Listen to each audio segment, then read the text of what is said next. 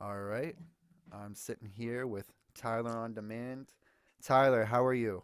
What's up, First off, Gabe? how are you? It's I'm good to good, have you man. back. Thank you for having me back. I feel like I'm back home. It's good company that I'm in right now. So I appreciate Yeah. it, man. Yeah, I mean, most of you who have listened to the pod will know Tyler from the legendary What Makes One Piece Great pod, Legendary. I which like is that. which is his spout as created in that becoming one, it has created a group chat Mm. where on a weekly basis, I get told that I have to catch up on the One Piece manga, and I've finally gotten going on that. That's right. Uh, And we're very happy and proud that you have. We're because very happy and proud. yeah, and we're gonna get into Tyler on Demand and all the good stuff, and he's coming to Boston to perform, and we're That's super right. excited about that. But just off the bat, I gotta say, yeah, I saw you and V talking in the chat about whatever the Hmm. latest chapter is, 10 years in the making. Somebody else I know posted like a picture that I didn't look at. But he said like, "Oh, 20 years in the making. If you know, you know." And I'm freaking out. And people It's are talking fact. about chapter 10, 1043. And Yeah. it's time. It's time for me to catch up.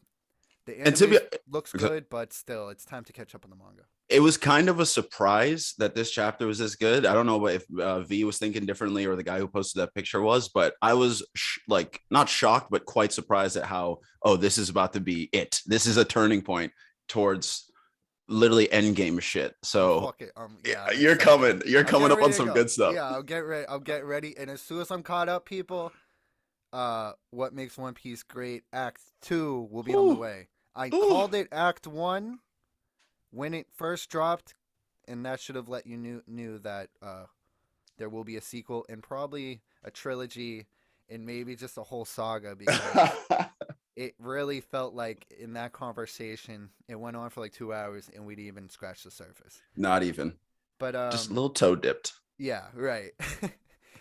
We can get into you first of Sure. all. You were as we're gonna put an intro in front of this. We're a little advertisement for your concert coming to Boston, and then we'll hit it home at the end too. But you are not coming alone. That's right. So it's not just Tyler on Demand performing; it's ETA. Do you want to explain what that is, I who will. you Yeah. guys are, and how it came to be? Yeah. So ETA is people that have known me before from music probably knows that I have the solo part of it. But ETA is a group with Emil, the producer, and Alexander Henry. We formed in the summer of 2020 in Boston, actually, when we were all living there. Alex still lives there now, but Emil and I moved out. But we're a group that's come together. We've recently accepted that we're a boy band, so that's our branding now. We're a hip hop and R&B style boy band, and I think the boy band part comes from it's not like poppy bubblegum shit, but it's not like your gritty type hip hop. It's more like of the artistry of the creation, right? With the pop appeal to it, especially our Mhm. recent album, Overgrown. Emilio, you know Emilio. Shout out Emilio. He's a Yeah. very deep creative confidant of mine, filmmaker, fantastic. And he's just even hearing his hints, excuse me, his insights talking about the new sounds of the album, how it sounds more pop than hip hop than the last one we did. And I agree with him. And I think that's good. And later, I'm sure we'll get into it, but kind of the my artistic personas, how they differ between solo and with the group. But basically, that's who I'm coming with. Emil, the producer, Alexander Henry. We are ETA, and March 19th on Saturday. That's very soon. And I every Right. day I wake up, I'm like, oh, one day closer. And for those of you wondering, we are recording this part of the podcast Sunday around 7 o'clock. Feels like Yep, 6 because this is the first day of daylight savings. it got me today. I Yeah, forgot. yeah, um, yeah. We're recording then. This will definitely be out at least 5 days before the concert, so people Dope. will have time to hear this, get to know you, and get out there and buy tickets. That's what it's all about, baby. Um, so you mentioned you got, you're a rapper first Mm-hmm. and foremost, or at least you were, and now you've sort of ventured into sort of a pop style. I feel Yeah. like I've seen that with a few different groups and Mm. rappers overall. What do you know why that might be the case that like guys start out, okay, I'm a rapper, Right. I'm a SoundCloud rapper or whatever, their first thing, that's how they get into music. They Right. get into music through, oh, I'm gonna write down some rhymes in my notepad, and then I'm gonna get on GarageBand or I'm gonna get on FL Studios, whatever it may be, and make beats. And they're just making hip hop, and eventually, because I've seen it with a few of the guys in my life, they're into hip hop, Right. and it's turned into other stuff. not Hmm. just pop, but they venture out. When did that happen for you? I think in the general sense, I think there are a few reasons for it and they apply to me as well. So I'll start there. But I think especially with if you're a group that's coming together, not specifically from the same genre, and if that genre didn't originate hip hop and rap, it doesn't really make sense for the whole group to gravitate towards that. Right. Like, for example, Alex would, he's self described and I would describe himself as more folk pop. Like there is hip hop and R&B and soul elements to it, but he's got a more kind of indie vibe as well to his solo music. And then Emil, the producer, he's a classically trained violinist since 7 years old, right? So he is really a man of music and knows all the technical aspects of it. And he loves hip hop, and most of the stuff he's produced has been that, and then also other works. But at the same time, we're kind of guys that came together over our artistic and creative interests rather than our genre specific interests, if that makes sense. Yeah. So like I think all of us kind of have the mindset of artists and creating and willing to try different things. Like you ask Alex, he raps more now than he ever has in his musical career. You ask me, I sing and melodic and try to make more pop appealing sounds more than I ever have in my career. And I think Emil, you could argue, or he would argue, that his soundscape in terms of the production has had to expand because he's now incorporating two guys that are able to basically work together in this kind of pseudo genre blend, which I think is Right. cool. Yeah. And speaking of genre and you changing the way you approach music and creating it, who Mm. are some of your, and this is kind of every musician gets asked this question in every Yeah. interview. I think you know it's coming, but like, who are some of your musical inspirations? I think it's an important one. Don't It's an sell important yourself short question, for it. right? It's Which is very why I important. ask it, even though it's generic. And it's interesting that you mentioned it because I do notice the more as you get into artistry and start to define yourself, I think you can reflect and see more people that you've picked up on or taken influence from the past, just kind of like a addition through subtraction kind of thing. But for me, it's always been, Drake's a number one. Like I love Drake. I'm from Toronto, I bro. was I'm gonna light say, yeah, skinned. Like there's a lot in there. I love rap, but I'm not hood. Like there's a lot of yeah, similarities between Drake and I. So I always definitely saw a lot of myself in like how he wrote and kind of just the stories he told. So me trying to translate my own stories, there's definitely some I'm sure some stylistic not imitation but inspiration, right? hmm And I love J. Cole as well, Chance, and but also his brother Taylor Bennett I really used to listen to back in the day. No Name, SZA, like these are all Frank Ocean. Those are all definitely artistic influences that I think influence what I do. When it comes to the actual structure and like crafting the bars, I don't really consciously try to replicate or imitate. I really just try to listen to what the beat's saying to me. Shout out Mike Dub, who's actually going to be opening for the performance with us on Saturday. He told me once that he goes in there, has a conversation with the beat, right? And so it's like whatever it's saying to him, his raps are what he's saying back, and it kind of works that way. And ever since he told me that, I was like, yeah, that's pretty dope. And I really do feel that way. It's like communing, I would say, more than having a conversation, just with what I'm hearing. mm. So you mentioned Drake first and foremost. I like Drake too. And Good, I good. definitely don't know rap like you do, but I Mm, consider myself who I've listened to a bunch of just stuff, not mm-hmm. just mainstream rap, not just Drake, J. Cole, Kendrick, but Right. other stuff too. And I'm wondering, you with the credibility you bring, just give us like 30 seconds to a minute defending like Drake, because he's a guy who he takes a lot of shit. He And does it. I feel like I could play a song Right. by Drake and then it's by Drake, so the person hates it. But Yeah. take the same lyrics, the same beat, everything, and just have some SoundCloud rapper or some indie artist do Mm. the same song, and people would love it. Yeah. Well, I think Why that's do you also what think? I think that's also why he's so successful as a writer for others is because if you take those same bars and then put someone else's face in front of it, they might actually go off better. But dude, honestly, I don't really know holistically. Drake does bring some of it onto himself sometimes. Like ever since I actually started to look at his Instagram a little more, I'm just like, oh man, like verbally aloud to myself, I'll just be like, dude, yikes. Like I saw his cornrows recently. I was like, oh, now I Right, like him a right. little better, but I was still like, come on, son. But I think it's just the classic being not what a genre typically expects you to be. And whether that's the fault of, there's multiple people at fault there. I think whoever decided the genre has to be a certain way, the consumers that force artists to fit into a specific box of genre or like how a person should be, and then also just kind of the music industry as a whole, like that. If it drives toward numbers, it's going to influence the populace to think towards numbers, and then so it's like if you're pushing a certain style that does numbers, the populace is going to think, oh, that's what it's supposed to be. So anything that comes along, and we're talking 10 years ago now, like when he first started and Mhm. was the soft guy in rap type shit. Nowadays, I think it's just hating success and maybe some leftover resentment from coming up as the different guy. But Right. overall, I really think it's unwarranted. I agree. Uh, I mean, once you're at the top, like you said, in sports, in anything, people are gonna Easy. find reasons to not like you. Even when you're doing great things actively, like people Yeah. actively hate LeBron. Right. How? Yeah. You're witnessing greatness in real time. Why would you hate that? Yeah. I totally agree. And even though I myself, I'm not the biggest LeBron fan, as has been said on this But podcast, you recognize it though. but we recognize the greatness and we did the top 50 players of all time. We had LeBron at 2 behind Jordan. Out Damn. of the billions of people who have ever picked up a basketball, we had LeBron number 2 all time, and That's we pretty went good. yeah, we went on for 15 minutes alone just talking about how great he was. So, Right. uh yeah, but yeah, back to rap. I love it. So when did you decide to start rapping? How long Yeah. ago did it start and why?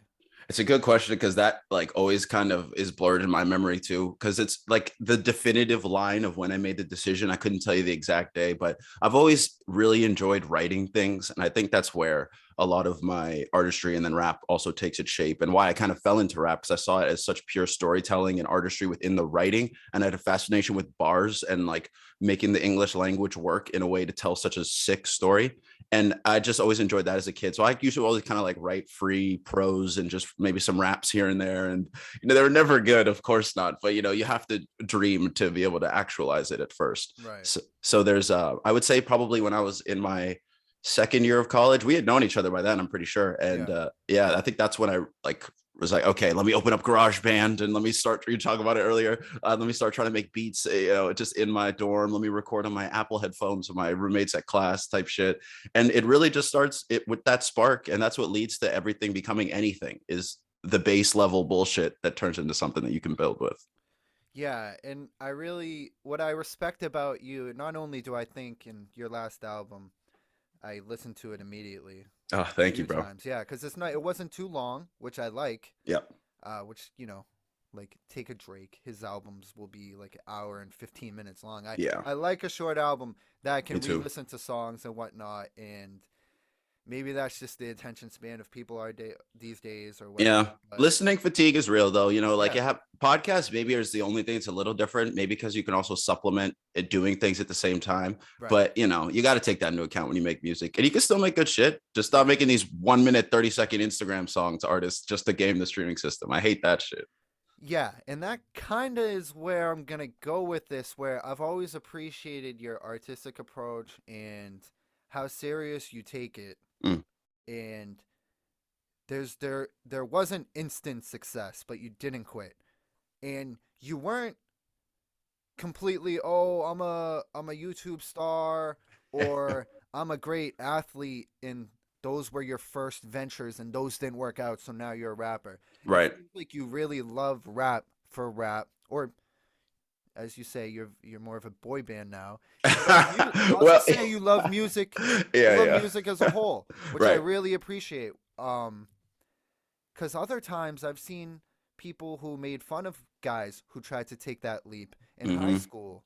Oh, I'm gonna be a rapper. Oh, you're not so and so. Blah blah blah. They're not famous, so they're just trashing them, Yeah. and they get made fun of by the popular kid or whatever. And then the popular kid, football doesn't work out. Now he's a rapper. Right. And I Right. feel like I saw that over and over and over. Trying to keep the clout, trying to keep it going. And that's what I mean. Right. There's I feel like people who really listen to it can tell the difference between someone who's completely manufactured and I'm not out here to shit on anybody. Yeah, yeah. Here to praise Observations. here to praise you and people like you where there's people who are manufactured like you say similar to, not Drake but similar where it's like they're going to hit the beats of a song that Mm, oh this will get replayed on TikTok and whatnot. And yeah. then there's people who are really in it for the art. Right. Um, yeah, I'm just, Yeah. I'm, Expounding. No, that's good. I mean, that's yeah, I'm just, basically go, go, go. no, I was just gonna say where, how does it? how do you keep going even if you were to see somebody pass you in popularity, who Right. you who you and we're not gonna name any names. I don't even have anybody coming into mind right now, Yeah. but you see somebody pass you in popularity who doesn't put Hmm. the same work ethic into it, who Right. doesn't have the same artistic ability. How do you keep going with that in mind? I think, and as cliche as a lot of it sounds, I think it's realizing that if you believe in something, it will take time to come to fruition and you just have to do it. There's a lot of journey, like acknowledgement and realization and coming to terms with I've had to do, right? Like even just over a year span, I noticed the amount of improvement I was able to make. And I realized like, oh, I really wasn't actually anywhere a year ago, right? Hypothetically, I'm like, oh, but in that moment, I thought I was. And just like right now in this moment, I feel like, I'm the shit. Like I feel like my artistry is great. I feel like I can make really good stuff if I put my mind to it. I feel like I can actualize the creations I set out to do, and that most of the stuff I want to do is not really a matter of skill anymore. It's more just a matter of time and then access to certain resources. And obviously, I always still want to grow. I don't think I'm at the end of my ability, but that then speaks to what I'm about to say, which is in a year from now, how I think right now might be obsolete because then it might even be another elevation of that. So I think that's what's the important part is you kind of feeling that way in every moment with the foresight. I guess it's not really foresight, but you're kind of priming yourself in advance to realize, okay, I feel great right now, but like soon it's not going to feel great because I realize, oh, there's work to elevate, and there's always that room to grow, and I value that room to grow. So I really think the balance is how do I appreciate the present, be motivated towards the future, and like run off the past all at the same time, right? You kind of have to make time blend into one. And Right. then at that point, you don't really care what other people are doing because you're just focused on your journey. And I care if people like are openly don't give a shit about the art and then it kind of gets celebrated. That obviously will irk me because I just really do care about this shit. But at the same time, if I have faith that what I'm doing is going to work, I just have to give it the time to work and keep building towards that.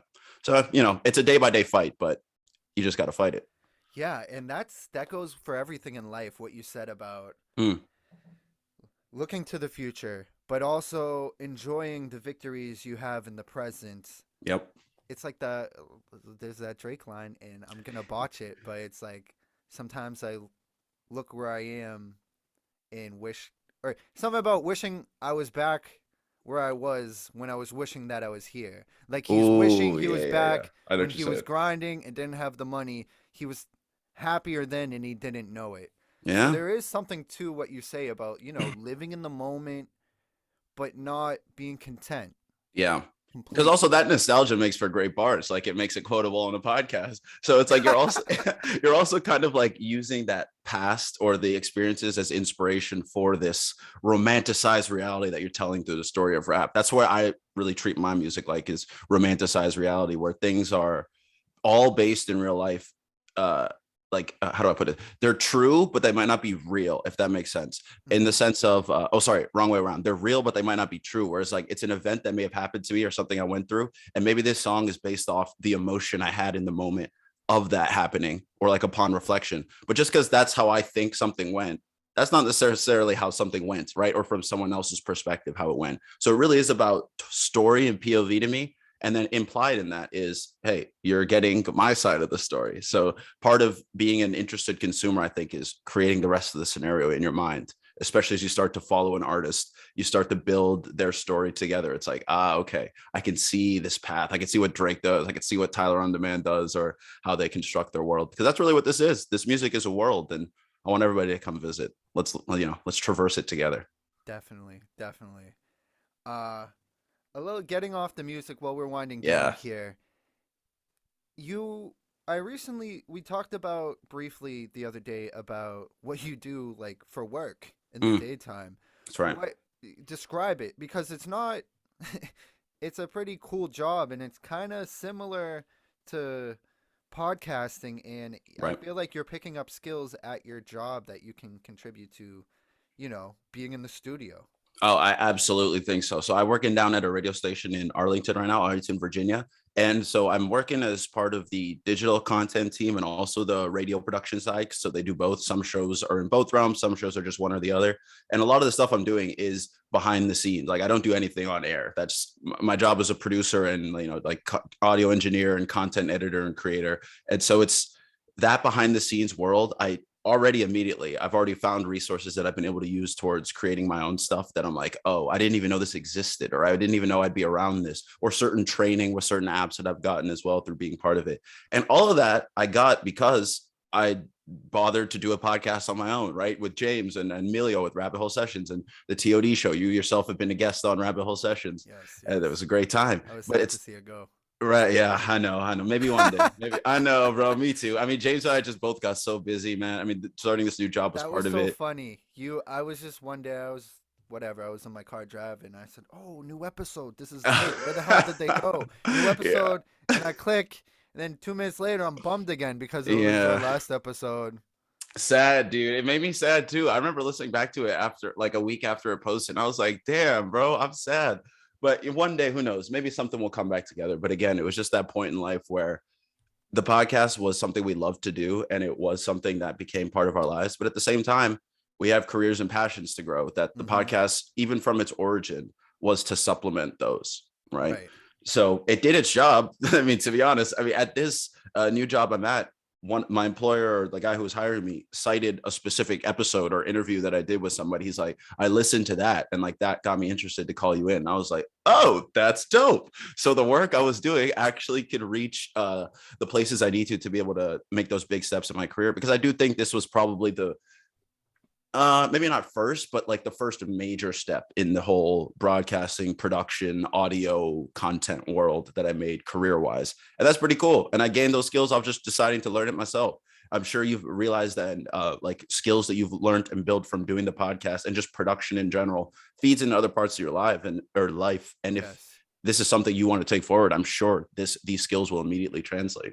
Right. Right. And it was people like you who Oh, stop. made us realize that hey, this is possible to do. Like you just have to put the work in. And if you're It's true. passionate about it, when you see other passionate people doing something your age, it gives you Mm. that little extra push in the back that go do this now. Dude. I saw Jack Harlow today turn 24, and I literally messaged the ETA group. I was like, guys, Jack Harlow's he's our age. Yeah. Like we can do all these things that we want to do Right. if we just believe in the talent and the skills that we have, which we do. And it's great that people are starting to believe in it as well. And I do appreciate all this talk and like praise that Gabe you've been given, but we're not poppy yet. We're very confident in our skills and we're very good. And I think anybody that finds our stuff does find something they like. But we're on our way to popping, and I can't wait to get there. And I have faith that we will. Yeah. And you mentioned Jack Harlow. I immediately thought when you say we're not popping yet, I immediately think, well, there's guys who don't get popping until they're in their mid 30s, late Yeah, yeah. 40s, I don't want especially. that. I know, but Yeah. that's those are guys who never quit. Facts. And Two now, Chains. 2 Chains, Future to an extent. Future, Freddie Gibbs, Freddie Gibbs, yes. pretty sure he didn't get Danny popping. Brown. Yeah, like these are guys in the mid 30s, 40s, like Yeah. whatever. It's the guys who don't quit, and Right. eventually they do get there. Right. Now I'll be Um, honest, by 35, if I haven't popped yet, I might stop. I might right. try I and mean, do hey, you something gotta have else. realistic goals too. You gotta I have might realistic try and do goals. something. This shit's a young man's game, bro. Right. I'm in my prime now. Yeah. I mean, you can do that My rap because prime. you have a good, fulfilling job that pays you already. Yeah, And yeah. It's and this is just the beginning of that. So it exactly. seems like you're going to be good regardless of what happens. And that's not to say I One of don't those care about creative. this. I truly do care about this shit and I want it to work. And I do everything I can every day, like to get one step closer to the dreams I want to actualize. Because it's very intoxicating feeling to actualize your ideas and kind of actualize yourself. I'm sure, again, from a podcast episode, I'm sure you've realized that. It's like, oh, I had these thoughts about this thing that happened. I made a conversation with my friend. We turned that into a podcast episode. We put it out. And then it's like all the marketing and the promos and the graphics and all the shit that you have to do around that. It's really cool to bring an idea to life. And for me, it's like a drug, bro. The more I do it, I'm like, I got to. My Yeah. mic and my studio is right here in my room. Like anytime I want to, I can get the creative urge out, write a little 16, write a whole song, and like feel it come to life. I can do that every day. And that's cool. So it just makes me want to do it more and more. For sure, for sure. It's been very motivating. It's Ah, been a very motivated conversation. I'm wondering if you guys should just not do a concert and just do like a TED Talk dude, on I'm down. Saturday. I'm down, man. We should actually might be a good idea to try and set up. But shout out to Shane, who's Mr. Shaney Poo, who's gonna be I think it's just Shaney Poo is his artist name, and Mr. Shane's his album. But he runs an event called Show and Tell at that venue that we're gonna be performing at, which we've been there before and did a performance at. And we will be on their show prior to the concert. So, that is a testament again to some of those creative spaces. Shout out to them. Go check them out. That's what I'm trying to say. Awesome, yeah. And you want to reinforce? You want to talk about the concert one more time before we go? Yes, I Just would like, love to. how do we get tickets? First and Yes. foremost, how do we get Okay. tickets? So there's a couple ways. The best way is to go to Instagram, the ETA on Instagram at the number three, TA music. And in our bio is a link to our like Shore Bean or our little landing page. And it has our Venmo, PayPal, and Cash App, where if you send $10, we'll send you back a little graphic with your name and it's your ticket and your confirmation. And the reason we're doing it like this is because we originally had a venue that we were supposed to perform in last month in February. And there are rumors here and there about why the show got canceled, but essentially the venue canceled on the promoter and didn't really give any explanation. So we decided, all right, well, we're just going to take matters into our own hands. Let's see if we can control our destiny. And we can. And we've already sold more tickets than the other show. And I intend to sell some more before we actually go on. So that's dope. But anyway, so if you want to be part of this independent experience, that's how you can get tickets. You can go there. You can go to my Instagram at Tyler OnDemand 13. And those are the best ways to find the tickets to see us, ETA Live, with Shady Poo and Mike Dub opening. It's going to be dope, man. Gabe's coming. That's how I got my ticket. Yeah, that's right. Ticket. What about you guys? So if you want to see this podcast conversation live, all you got to do is come out to the show and see Gabe and I.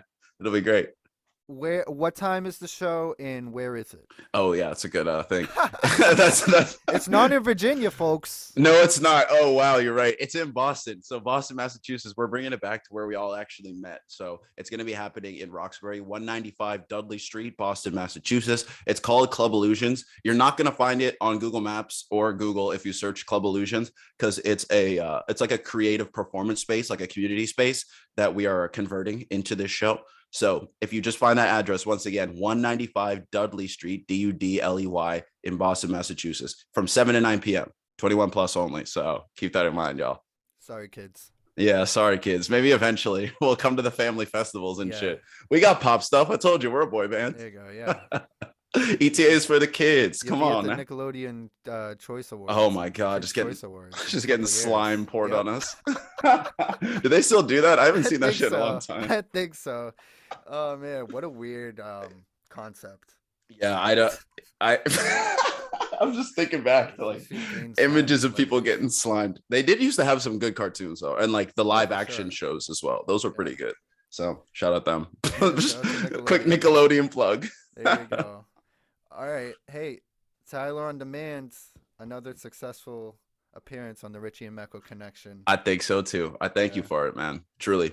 Thank you for joining us. And guys, go out and get your tickets. And you can say, I was there before the hype. That's right. OnDemand before the hype. I was with ETA before they were popping. This is what is the most fun, because we can all talk to each other without there being people between us. Exactly. Before Tyler goes hip hop, he never talks to me again. Yeah, I definitely told ETA that if we go to LA, I'm going to industry if we start popping. So we'll see what happens. No, but we always have time for the Richie and Mecco connection. Shout out to Jay as well. Unfortunately, couldn't be here, but we'll get that together one day. But shout out to Jay. I love what you guys have done with the podcast, man. I've loved watching the growth, and it's dope.